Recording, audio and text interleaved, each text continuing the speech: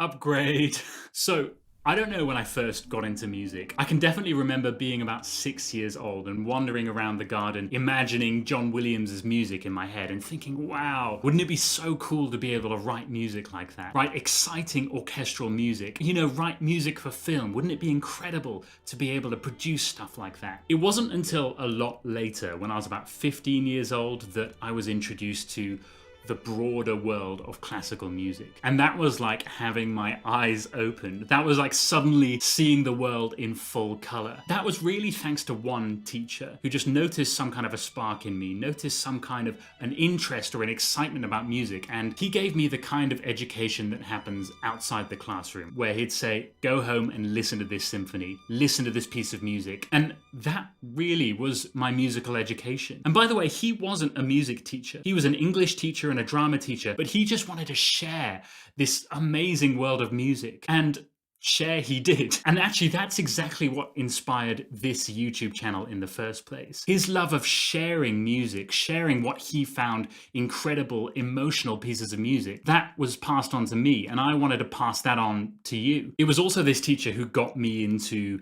composing music. He had me start writing music for the school plays. So I wrote music for Death of a Salesman and Romeo and Juliet and things like that. And it was those experiences that really got me familiar with composing real music for real situations and not just writing music in my head. He gave me the chance to start writing for real. I wasn't necessarily amazing at it, but it was exciting and I loved doing it. And it was that same teacher who pushed me to study music at university, because my original plan was actually to study physics. And he said, no, you have this sort of rare obsession with music. You've got to study music. And so I did. And so I owe this teacher a lot, actually, because it's hard to imagine now how different my life would be if I had studied physics instead of music. But here's the thing. It was actually at university that things changed for me. I was surrounded by some amazing students, some amazing composers, people who were really incredibly talented, and they had studied at top schools before going to university. They'd really mastered their game at high-level music schools before even setting foot in undergraduate territory. So I was a small fish in a big pond of incredibly talented people. And more than that, obviously we were constantly studying the music of Bach and Mahler and Stravinsky and Shostakovich and all of those composers. And when you're surrounded by such talented people, and when you're studying the music of these incredible composers, you start to think, what's the point of even trying? How could I even light a candle compared to these people? I mean, I'd even listen to the music of Harry Potter and the Philosopher's Stone and think, why even bother trying? The music is such an extraordinary quality that why am I even bothering to write music at all? How could I ever think myself worthy of writing music amidst artists like them? I think one of the problems is that when we grow as artists, we develop a taste for world-class art. But the trouble is, when we start producing our own art, it's not world-class. And so we start judging our own things based on those standards. And that means that we don't allow ourselves the necessary room for growth that everyone needs to go through. We're so often comparing our own baby steps, our own learning curve with Tchaikovsky's late symphonies and thinking, well, there's no point in me trying because I'm no Tchaikovsky. It's kind of like seeing a 2-year-old kid learning to walk and saying, you're no Usain Bolt, you might as well give up now, kiddo. But also, here's the other thing that doesn't really get mentioned very often, is that I think in the UK, graduates are very cynical people. Maybe it's in our nature as British people, but I think in music school, you are either in the 0.01% of people who are absolutely amazing, who are really astoundingly talented. And if you were in that top 0.1%, then everybody worshipped you. But the rest of us, you were either up there or you were crap. You sing one wrong note, you go slightly out of tune, one bad scrape of the bow, and you were crap. Everyone's laughing at you saying, oh, did you hear that? Did you hear how out of tune they were? There was very little middle ground between world-class people and the rest of the pile. And of course, gradually, when you're surrounded by people like this, you start to think like them. No matter what your intentions are, you start to think that if you're not one of the top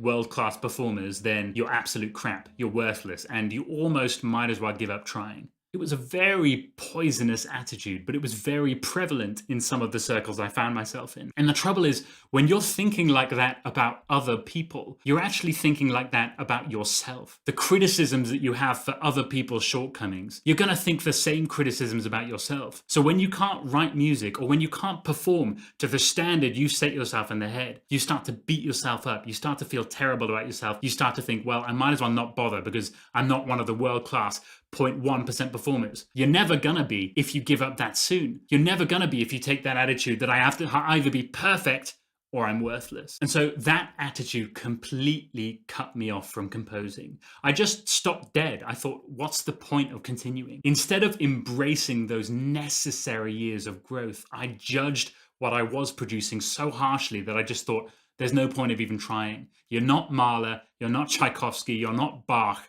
So just give up now. Don't even bother. And so for years, I didn't. I just stopped writing music. I started to pursue other things instead, like, conducting, because at least in conducting, you get to immerse yourself in other people's music. And, I started this YouTube channel. I think in the back of my mind, I still wanted to write music, but it was that fear that was getting in the way. It was the fear that stopped me. This fear of how it would be judged, this fear that it wasn't good enough. Or maybe I was afraid of my own judgment, that it wasn't good enough for my own ego. That fear and those feelings of inadequacy were far stronger than my love for composing. And so that was my life for several years. The thing that really changed the game for me was going to study in America for a few years. And, we Brits tend to give Americans a hard time because, going to America was actually a major game changer in terms of attitude, because the people there tend to be so positive, so encouraging, so supportive. You were just surrounded by people who were saying, yes, you can do this. They weren't saying you're going to be performing at the Met and things, but they were saying, whatever journey you're on, we support this and you're going to get there at some point or another. It's going to take work, but you're going to get there. This was an utterly different attitude towards music making than I had experienced in the UK. This year, in 2021, I made the decision to start writing more music. Just make it a regular habit, weekly or monthly. Keep writing music. Start being more creative. Start producing more of the things I really want to make. And to do that, I realized the only way to really make it happen is to turn it into a proper habit. Turn it almost into a routine or something that I actually make myself sit down and do regularly. And as you start to do this, as you start to turn it into a habit, you start learning more about yourself and about the creative process as a whole. I found in myself that some days I'm absolutely killing it. Some days I'm completely rocking it, getting so much done. I'm in the creative flow, and other days are horrible. Some days feel like complete hell. And I was thinking, why is that? That some days feel amazing for creativity and other days feel just awful. And I tried for a while to approach creativity with a kind of military discipline, sitting down for a few hours every day to write. But even then, some days it feels like you're flying, and other days your head is just spinning and you'd rather do anything else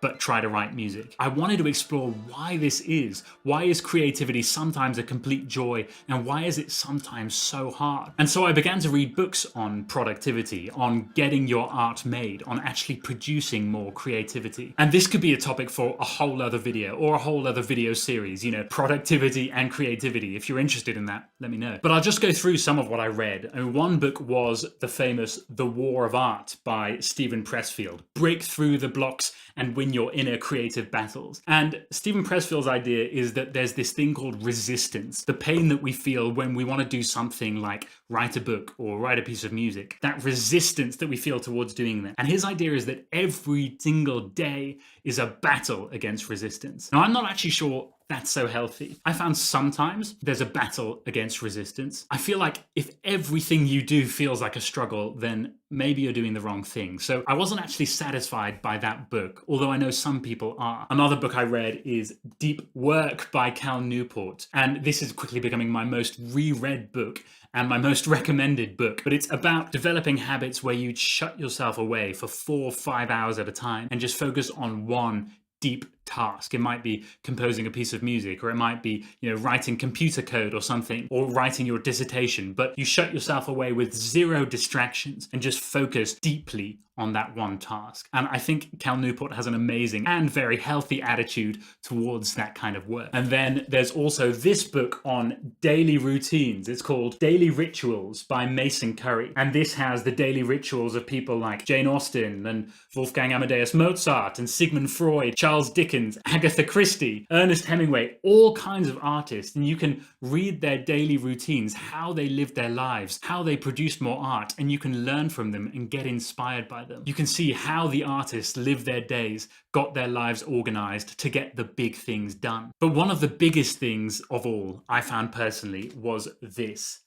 the phone. I found the phone and just internet in general seriously challenging, especially during a pandemic when actually this phone is my only lifeline to a whole bunch of my friends at the moment. I can't see them in person, so I have to use this. And yet I sort of think that this and internet browsing in general is the single biggest energy sucker. On a really bad day, I can spend 6 hours of screen time. And even on average, there have been bad weeks where I've had 4 hours per day average time on this phone. That's over 24 hours of phone time per week. And yes, sometimes I use it as a timer for cooking or for workouts and things, but on the whole, that's a pretty bad rap. And actually, that's quite normal. I read somewhere that the US average for phone time is something like 5 or 6 hours a day. And that's not even including computer time and TV time. That's just on your phone. And you think to yourself, did Gustav Mahler have a phone? Did J.S. Bach have a phone? And if they had had phones,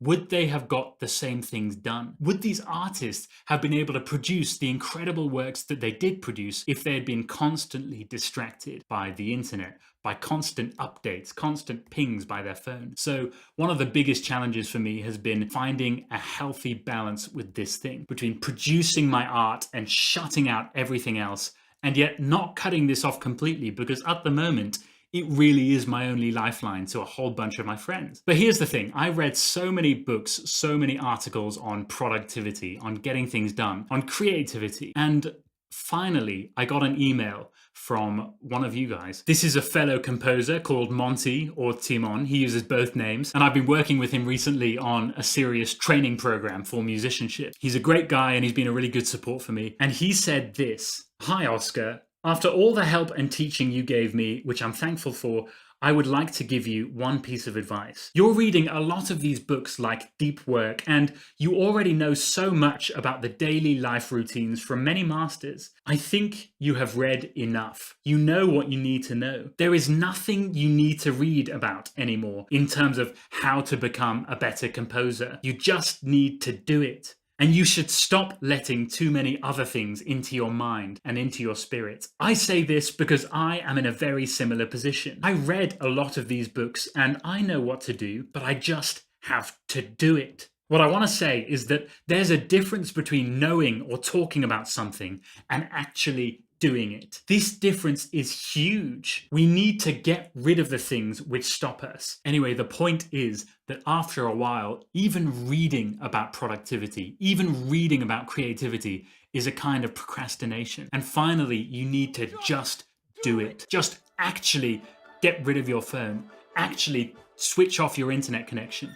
Actually sit down and do the thing that you've been putting off for so long. You can always find more articles on productivity, more articles on different composers' daily routines. But finally, you need to put that all aside and just get on with it. And yes, sometimes it's painful, but I'm starting to realize now that that's actually part of the process. That's not a defect. That's a feature. That sense of difficulty, of painfulness that you sometimes get is part of the creative process, because it's your brain trying to work things out. It's your brain trying to solve a complex problem. And it's in solving that problem that the ideas begin to flow and the creative process begins to feel like you're flying. It's when you solve that blockage that the juices begin to really flow. And when that happens, it feels absolutely amazing. So finally, if you're gonna get these things done, you just need to embrace your own learning curve. Not judge yourself too harshly, but also get on with it. What are you waiting for? Sit down, write something. So I know this video is a little different from usual, but I'm really interested in your experience with productivity, creativity, that kind of thing. So I want to hear from you. What do you find are the real challenges with your productivity or creativity? What are the big things that you want to get done, and what's stopping you from doing them? Let me know in the comments, because I do read them and I really do love hearing from you. I'd love to hear your thoughts on the creative process, making things happen, and what are some of the big things that you would love to get done. Because for me personally, I'd love to make creativity a regular, meaningful part of my life. So do let me know your thoughts. As I say, I do read the comments. Anyway, thanks very much for watching, and I'll see you very soon.